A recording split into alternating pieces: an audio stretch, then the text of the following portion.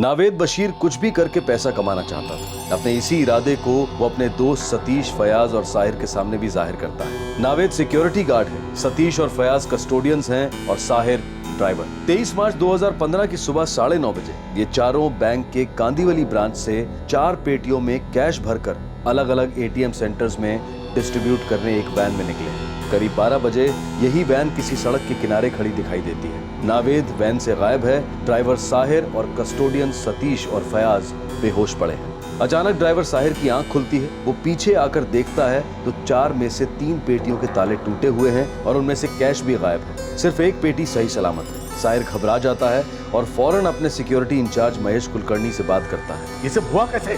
कुलकर्णी साहब, मुझे कुछ पता नहीं। मैं तो ठीक से खड़ा भी नहीं हो पा रहा हूँ। कुलकर्णी बैंक मैनेजर मिश्रा को भी लूट के बारे में बताता है, जिसे सुनकर मैनेजर भी शॉक हो जाता है। साहिर वैन को लेकर हॉस्पिटल पहुंच चुका है। तभी क्राइम ब्रांच के ऑफिसर भी वहां पहुंचते हैं। डॉक्टर बेहोश सतीश और फयाज के ट्रीटमेंट शुरू करते हैं और साहिर क्राइम ब्रांच को पूरा वाकया बयान करता है। वो बताता है कि रास्ते में नावेद ने सबको चाय के लिए पूछा था। वो एक थर्मस में चाय भरकर लाया था। चाय पीने के लिए वो लोग एक जगह रुके थे, लेकिन चाय पीने के बाद जब साहिर ने फिर से गाड़ी स्टार्ट की तो उसे चक्कर आने लगे और उसकी आंखें भारी होने लगी। इसलिए नावेद ने उसे कुछ दूर रुककर आराम करने की सलाह दी और साहिर ने नावेद की बात मान ली। और फिर जब साहिर की आंख खुली तो 12 बज चुके थे। पैसे और नावेद गायब थे और सतीश और फयाज बेहोश। कुल मिला के 3 करोड़ थे। चारों ट्रंक्स में इक्वली डिस्ट्रीब्यूटेड थे। हर एक ट्रंक में 75 लाख, मतलब 2.25 करोड़। सिक्योरिटी इंचार्ज से क्राइम ब्रांच को नावेद की फोटो और एड्रेस मिलता है। पुलिस उसके घर पहुंचती है तो उसके पिता बताते हैं कि उनके बेटे पर काफी केसेस चल रहे हैं। पुलिस सिक्योरिटी इंचार्ज कुलकर्णी को बिना बैकग्राउंड चेक किए एक हिस्ट्री शीटर को सिक्योरिटी गार्ड बनाने के लिए फटकार लगाती है। उधर हॉस्पिटल में सतीश और फयाज के ब्लड से भारी मात्रा में नींद की गोलियां मिलती हैं, लेकिन साहिर के खून में नींद की गोलियां ना के बराबर होती हैं। और जब साहिर को इंटेरोगेट किया जाता है तो वो बताता है कि नावेद और उसने मिलकर ये प्लान बनाया था और इस प्लान में उनके साथ आबिद और इमरान भी शामिल थे। साहिर बताता है कि उसे इस लूटे गए पैसों में से 25 लाख रुपए मिले थे, जिसे ले जाने के लिए उसने पहले से ही अपने दोस्त विमल यादव को वहां पर बुला लिया था। पुलिस विमल यादव को पकड़ती है और उससे वो बैग बरामद करती है जिसमें 25 लाख रुपए हैं। उधर नावेद का ट्रेन में आबिद से झगड़ा होता है क्योंकि आबिद 2.25 करोड़ में से 1 करोड़ अपने लिए मांगता है, लेकिन इमरान इस बात से खुश नहीं है। पर तब नावेद उसे अमृतसर के पास मनेरपुर में एक एटीएम लूटने का प्लान बताता है। साहिर से और कड़ी पूछताछ करने पर वो बताता है कि नावेद ने उसे बताया था कि वो लूट के बाद अमृतसर जाने वाला है। मतलब ऐसा कोई तो था जिसे ये बात पता थी कि वैन में टोटल कितने पैसे हैं। वो आदमी बैंक का भी हो सकता है या फिर सिक्योरिटी एजेंसी का। अब आगे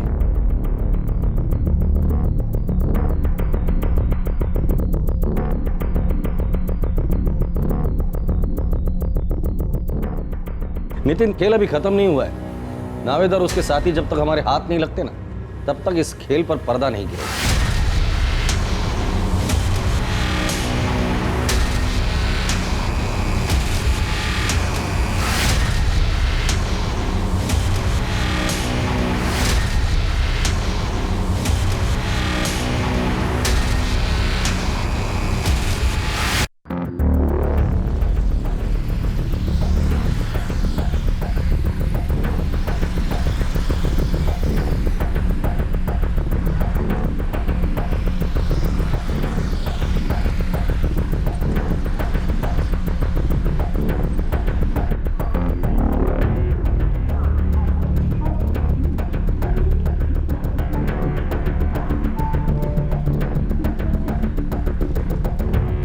मुंबई से अमृतसर आने वाली हर ट्रेन की चेकिंग हम कर रहे हैं, लेकिन नावेद बशीर अभी तक हाथ नहीं लगा। वैसे सर जी, आपकी इन्फॉर्मेशन तो पक्की है ना?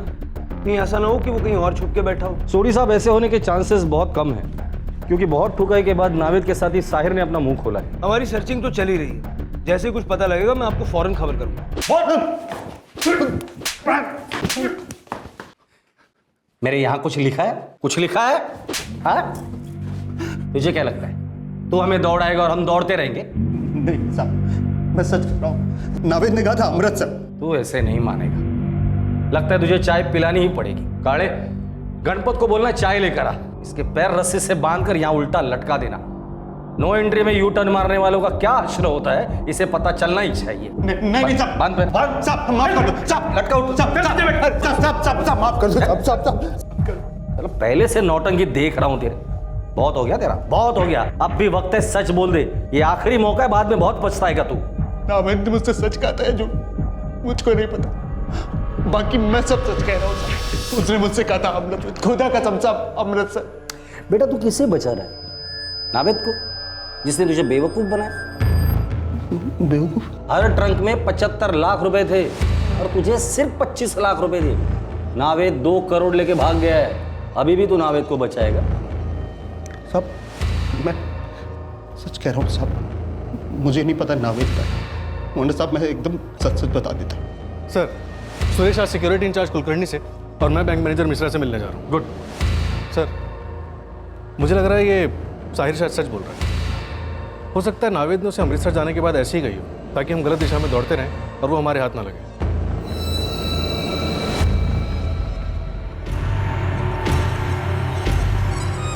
नावेद करीब 1 साल तक पंजाब में था साहब। वहाँ पर वो अलग अलग जगहों पे काम किया करता था, कभी पटियाला, कभी लुधियाना, कभी अमृतसर। अमृतसर में कहाँ रहता था, कहाँ काम करता था? कहाँ काम करता था ये तो नहीं पता साहब, लेकिन रहता किसी गुरुद्वारे में था। सोडी साहब, ये नावेद पहले अमृतसर में काम करता था, तब वो किसी गुरुद्वारे में रहता था। अब ये फिर से अमृतसर आया है, तो हो सकता है कि वो उसी गुरुद्वारे में पनाह लेने की कोशिश करे। देखिए, मैं जानता हूँ ये काम थोड़ा मुश्किल है, मुश्किल की कोई बात नहीं है सर। अमृतसर के सारे गुरुद्वारों में पूछताछ करेंगे। मैं अपने सारे खबरियों को काम पे लगा देता हूँ। इस नावेद ने अगर जेवर चोरी किए होते तो उसे बेचते वक्त पकड़े जाने के चांसेस थे, पर ऐसा नहीं हुआ है। अंडरग्राउंड रहने के लिए उसके पास काफी सारा कैश है। समझ रहा हूँ सर। वो पहले अमृतसर आ चुका है, तो हो सकता है कि अपने पुराने पंटर को कांटेक्ट करने की वो कोशिश करेगा। तो अमृतसर में जितने भी चोर उचक के छुपने की जगह है, आपके आदमी वहां तैनात कर दीजिए। आप टेंशन ना ले सर, मैं पूरा बंदोबस्त करूंगा। जानता हूँ सर, जब भी कोई सिक्योरिटी गार्ड ऐसी हरकत करता है तो सिक्योरिटी एजेंसी पे भी उंगलियां उठती हैं। सब लोग यही सोचते हैं कि हम भी इसमें मिले हुए हैं। क्या अभी मिले हुए हैं? नहीं सर, ऐसा नहीं। इस केस की वजह से हमारी सिक्योरिटी एजेंसी का नाम बहुत खराब हुआ और एज मैनेजर मेरा भी नाम खराब। अपना नाम बचाने के चक्कर में कहीं आपने नावेद को मोहरा तो नहीं बनाया? मैं भला ऐसा क्यों करूँगा? इतने सालों से ये बिजनेस मैनेज करता हूँ और इससे भी बड़ी रकम कई बार सेफली एटीएम में डिपॉजिट करवाई है। ये नावेद का बैकग्राउंड चेक करने में गलती हो गई। गलती तो हुई आपसे? हाँ सर, और उसी वजह से हमारी एजेंसी का नाम भी बहुत खराब हुआ। बैंक ने केस करने की धमकी दी है। बाकी क्लाइंट्स हमारी सिक्योरिटी पे सवाल उठा रहे हैं। ये नावेद का पकड़ा जाना हमारे लिए भी उतना ही जरूरी है सर।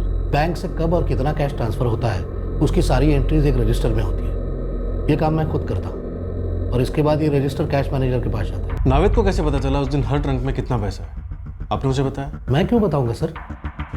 हाँ, मैंने सतीश को बताया था, क्योंकि एटीएम पहुंचने के बाद वो लॉक खोलकर वो सारा कैश उसे ही डिपॉजिट करना होता। लेकिन नावेद को भी पता था कि ट्रंक में कितना पैसा है। कोई तो था जिसने उसे ये बात बताई थी। आपके अलावा ये बात और कौन कौन जानता था? मुझे, कैश मैनेजर और कस्टोडियन। मतलब सतीश और फैयाज? जी।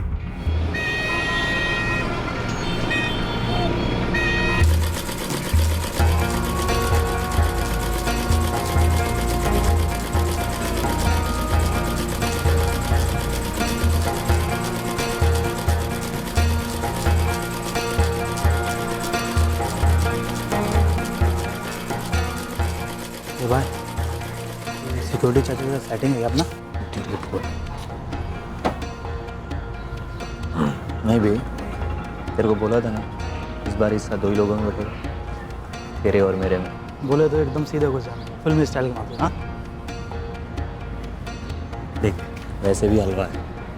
और सुन, यहाँ दोपहर को कोई नहीं आता जाता, ये सब दुकानें बंद ही रहती। यूँ समझ ले, कर्फ्यू लगा देता है।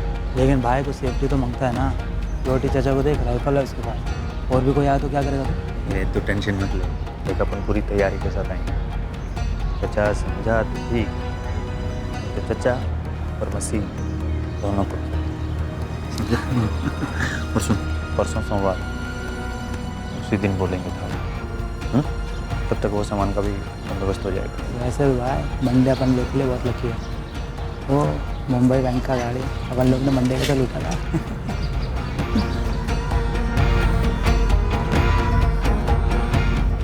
जी साहब, मुझे पता था वैन में 3 करोड़ है। और ये बात तुमने नावेद को बताई? नहीं साहब, मैंने नहीं बताया साहब। मैंने भी कुछ नहीं बताया साहब। तुम दोनों होश में तो हो ना? जी साहब। नहीं, मैं इसलिए पूछ रहा था, पहले गोली खा के बेहोश हुए थे, इस बार मार खा के बेहोश हो जाओगे। हमारी सेहत के लिए ही बोल रहा हूँ, सच बोल दो। नावेद के साथ क्या डील हुई थी तुम्हारी? कोई डील नहीं हुई थी, सच बोल रहा हूँ साहब। मैंने नावेद को कुछ नहीं बताया था साहब। और मैंने भी कुछ नहीं बताया साहब। लेकिन हाँ साहब, नावेद हमेशा सवाल पूछता रहता था मुझसे कि कब किधर कहाँ पैसा ट्रांसफ़र होता है। अरे बहुत होता है एक पेटी में। लेकिन तू क्या करे जानकर? खाना खाना, दिमाग क्यों खा रहा है? अपन तो जानकारी के लिए बोल रहा था। अब देखो, मालूम तो होना चाहिए ना कि जिस गाड़ी की रिकॉली कर रहे हैं उसमें कितना माल और कितना नहीं। अरे कुछ फिक्स नहीं होता रे, पेट जैसा हिसाब है। देख, 2 रोटी की भूख हो तो 2 रोटी, 4 की भूख हो तो 4। मतलब समझा नहीं? जिस एटीएम से ज़्यादा विड्रॉ होता है ना, उसमें ज़्यादा भरना पड़ता है। मतलब अंदाजन एक एटीएम में कितना भरना पड़ता है? सोमवार को ज़्यादा भरना पड़ता है क्योंकि शनि रवि की छुट्टी में लोग ज़्यादा पैसे निकालते हैं, और त्यौहार में ज़्यादा भरना पड़ता है बस। अच्छा, मतलब कितना? 125 रुपये। नावेद ने 3-4 बार कोशिश की, लेकिन मैं हमेशा बात टाल देता था। उसने भी जोर नहीं दिया तो मुझे शक नहीं हो कि ऐसा कुछ करेगा साहब। हो सकता है तुम लोग सच बोल रहे हो और तुम्हारा साथी साहिर पहले एक मनगढ़ंत कहानी हमें सुना चुका है, इसलिए तुम्हारी बातों पर भरोसा करना मुश्किल है। वैन में बेहोश पड़े थे, अब धोखे से पड़े थे या अपनी मर्जी से, ये तो नावेद का बयान ही साबित कर सकता है। इसलिए तुम्हारे लिए यही अच्छा है कि अगर नावेद के बारे में कुछ जानते हो तो बता दो। जो भी जानते थे सब बता दिया साहब। हाँ साहब, आप हमारा यकीन कीजिए साहब, नावेद से कोई लेना देना नहीं है हमारा साहब।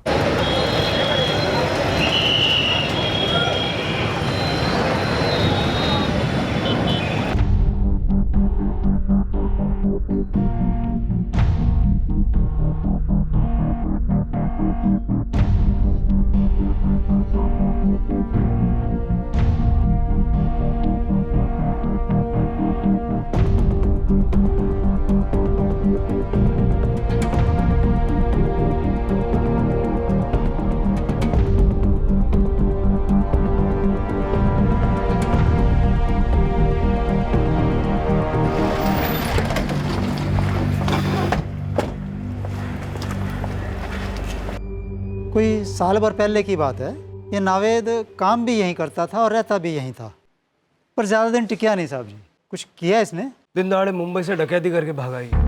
अगर ये नावेद फिर से यहाँ है या आपको कोई भी खबर मिले तो हमें फ़ौरन बताइए। जी ज़रूर जी। पटवर्धन साहब, जिस गुरुद्वारे में नावेद रहता था उसका हमने पता लगा लिया, लेकिन नावेद की अभी तक कोई खबर नहीं मिली। छोटी साहब, आप तलाश जारी रखिए। वैसे हमने राजस्थान और गुजरात पुलिस से भी बात की है, मुझे यकीन है कहीं ना कहीं से तो कोई खबर आ ही जाएगी।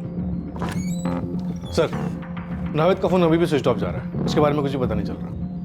लूट होने के चंद घंटों में हमने पता लगा लिया था कि नावेद ने किस तरह प्लान को अंजाम दिया, और आज 3 दिन हो गए केस वहीं का वही है। इस नावेद के बारे में कोई सुराग हाथ नहीं लग रहा है। 2 चाहिए। कितने राउंड वाली? मैगजीन वाली मिलेगी क्या? मिलेगी ना, पर एक का 15,000 लगेगा। हाँ ठीक है, चलेगा। कहाँ पहुँचाना है? कितना हुआ? 700। एक हथौड़ा भी देना।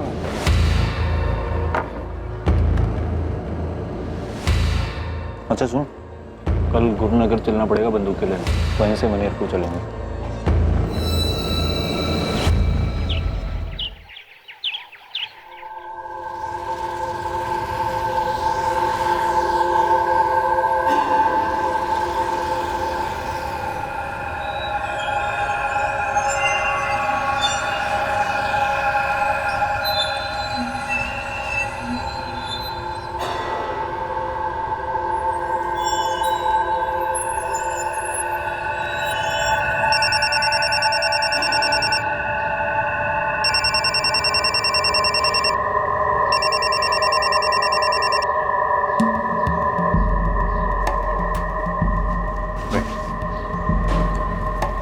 लेगा?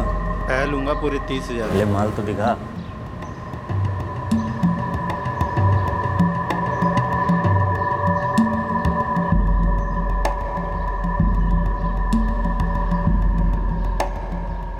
लोडेड है? फुल मैगजीन है।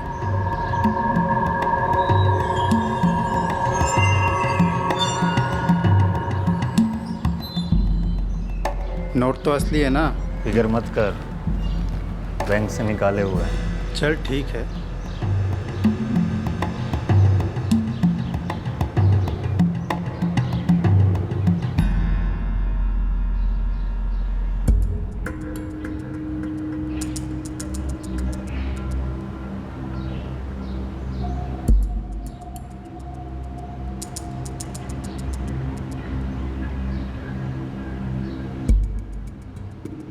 हाँ बोल उस्मान। एक टिप मिला था, 2 बंदे बंदूकें खरीदने आए थे। पीछे गया तो क्या पता चला मालूम? क्या? साहब वो जो 2 बंदे बंदूकें खरीदने आए थे ना, उनमें से एक वो कबूतर है जिसकी फोटो आपने दिखाई थी। नावेद बशीर? जी साहब वही है। Address 10 minute. मेरे सामने ही बैठे साहब, गुरुनगर हाईवे के पास ढाबा है उधर ही। और घर पे सब ठीक है ना? भाभी नजर रख उन पर, हम आ रहे हैं। साहब वो अभी भी ढाबे से निकले। पीछा कर उनका, मैं टीम लेके आ रहा हूँ और फोन पे टच में रहना।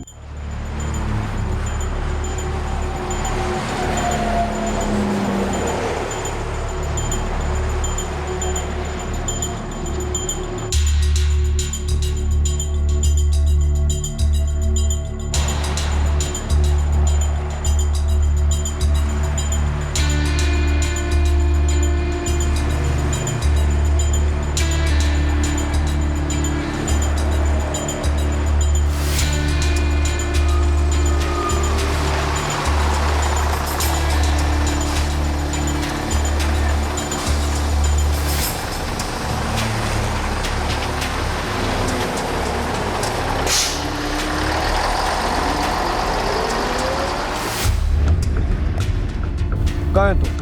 बस में हूँ साहब, दोनों ने मनेरपुर का टिकट लिया।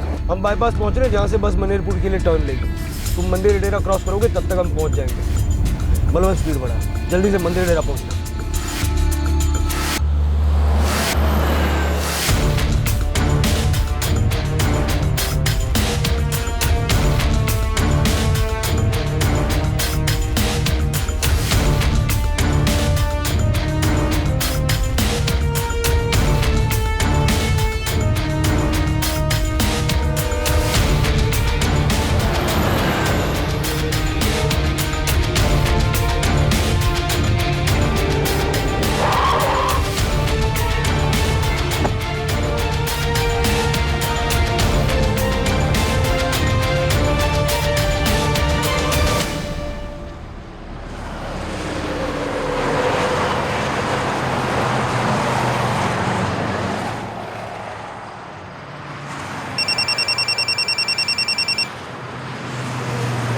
कहाँ पहुँचे? साहब मंडी डेरा अभी क्रॉस किया। कौन सी बस में? प्राइवेट है, सानी ट्रेवल्स की। आने दो, हम भी तैयार हैं।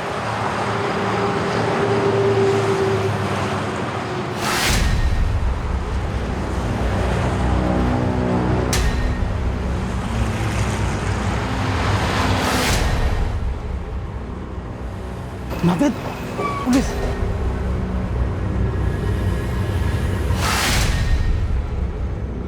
किसी और को धरने आई होगी।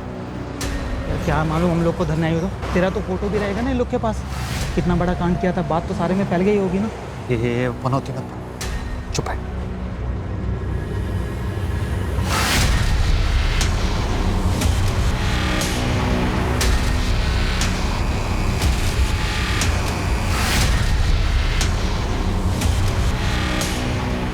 ये क्या हो रहा है भाई? कोई नहीं पाजी, चोर पुलिस खेल रहे हैं।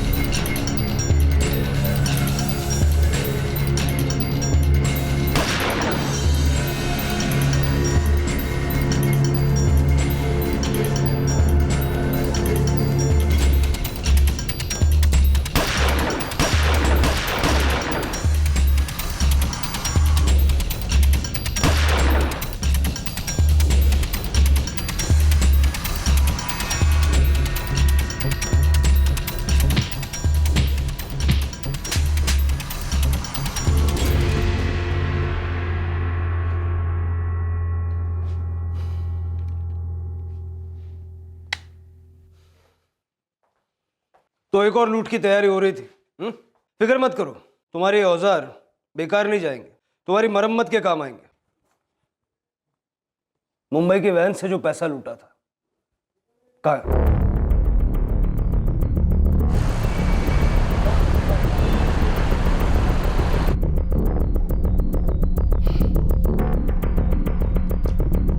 सर पंजाब पुलिस ने नावेद से ये 99,23,000 रुपए रिकवर किए हैं। 25 लाख रुपए साहिर से मिले थे। सर नावेद और इमरान का कहना है उन्होंने 77,000 रुपए अपने एक साथी मनोहर को संभालने के लिए दिए थे, जो उदयपुर राजस्थान का रहने वाला है।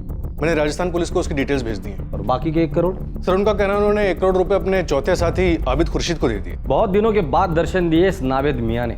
चलो जरा हालचाल पूछ कर आते हैं इसका। साहब मुझे सच में नहीं मालूम आबिद कहाँ है साहब। वो तो अमृतसर आया नहीं हमारे साथ, रास्ते में उतर गया था साहब। वो तो सच में नहीं पता मुझे वो कहाँ है साहब। ऐशो आराम का बहुत शौक है ना तुझे?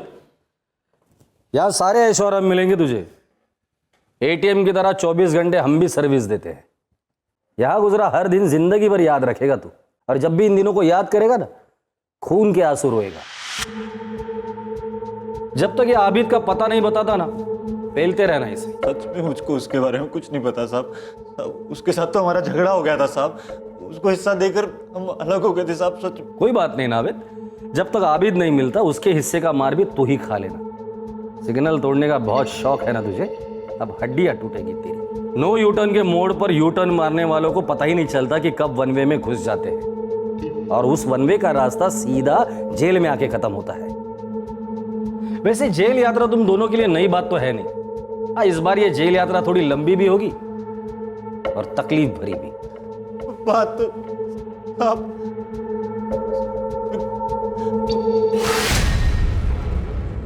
नावेद के बयान से साबित हो गया कि सतीश और फयाज का इस रॉबरी में कोई हाथ नहीं था। साहिर के स्टेटमेंट से यह बात भी साफ हो गई कि उसके दोस्त सिक्योरिटी गार्ड विमल यादव को कोई अंदाजा नहीं था कि साहिर के दिए बैग में क्या था। सतीश, फयाज और विमल, इन तीनों को फौरन रिहा कर दिया गया।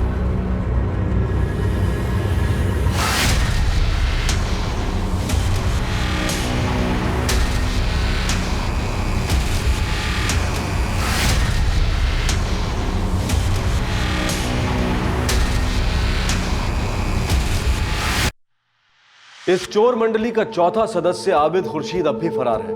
पुलिस उसे ढूंढने की पूरी कोशिश कर रही है। चोरी जरूरत पूरी करने के लिए की जाए या ख्वाहिशें, चोरी आखिरकार चोरी होती है। अगर कोई चीज हमारे पास नहीं है तो उसे दूसरे से छीन कर अपनी बना लेने की सोच ही चोरी की जड़ है, फिर वो चाहे चोरी छोटी हो या बड़ी। इसलिए चोर भी छोटा या बड़ा नहीं होता। चोरी के पैसों से ऐशो आराम की जिंदगी बसर करने का ख्याल एक भ्रम है और कुछ नहीं। किसी के दिमाग में कभी यह ख्याल भी आ सकता है कि सिर्फ एक बार चोरी करने के बाद वो इस गुनाह से हमेशा के लिए तौबा कर लेगा और आम जिंदगी जीने लगेगा। लेकिन याद रहे कि ये सिर्फ दिल का बहलावा है। हर पेशेवर अपराधी इसी सोच के साथ पहला गलत कदम उठाता है और फिर बुराई की चिकनी फिसलन पर गिरता चला जाता है। नावेद जो शायद गरीबी में पला होगा, माना कि जिंदगी आसान नहीं रही होगी उसके लिए, लेकिन ऐसे हालात से तो लाखों करोड़ों लोग गुजरते हैं। लेकिन वो सभी चोर या लुटेरे नहीं बनते, बल्कि अपनी मेहनत और अपनी काबिलियत से अपनी और अपनों की जिंदगी संवारते हैं। और ऐसी कई मिसालें हम सब ने अपने आसपास देखी हैं। चोरी और लूटपाट का शॉर्टकट लेकर नावेद की आगे बढ़ने की लालसा ने साहिर को भी अपनी चपेट में ले लिया। अब साहिर के माथे पर भी गुनहगार होने का बट्टा लग चुका है। दरअसल जब नावेद ने पहली बार अपने इरादों को साहिर के सामने जाहिर किया था, साहिर को उसी वक्त यू टर्न ले लेना चाहिए था और नावेद को बिल्कुल बढ़ावा नहीं देना चाहिए था, जैसा कि सतीश और फैयाज ने किया। वो दोनों नावेद की किसी भी लुभावनी बात से प्रभावित नहीं हुए और अपने उसूलों पर डटे रहे। ये एक डरावनी सच्चाई है कि अमीर और गरीब के बीच की खाई बढ़ती जा रही है और ये समाज के हित में भी नहीं। लेकिन इसका मतलब ये नहीं है कि चोरी और लूटपाट को अमीर बनने का जरिया बना लिया जाए, क्योंकि चोरी करके कोई अमीर नहीं बनता, सिर्फ मुजरिम बनता है। नावेद, इमरान और साहिर को आईपीसी की धारा 395 के तहत डकैती के लिए, धारा 34 के तहत एक ही मंशा से कार्य करने के लिए और धारा 328 के तहत अपराध के इरादे से जहर आदि के माध्यम से नुकसान पहुंचाने के चार्जेस लगाए गए हैं। आपसे फिर मुलाकात होगी, तब तक सतर्क रहें, सुरक्षित रहें और देखते रहें क्राइम पेट्रोल सतर्क। सबक एक को, सीख हम सबको। जय हिंद।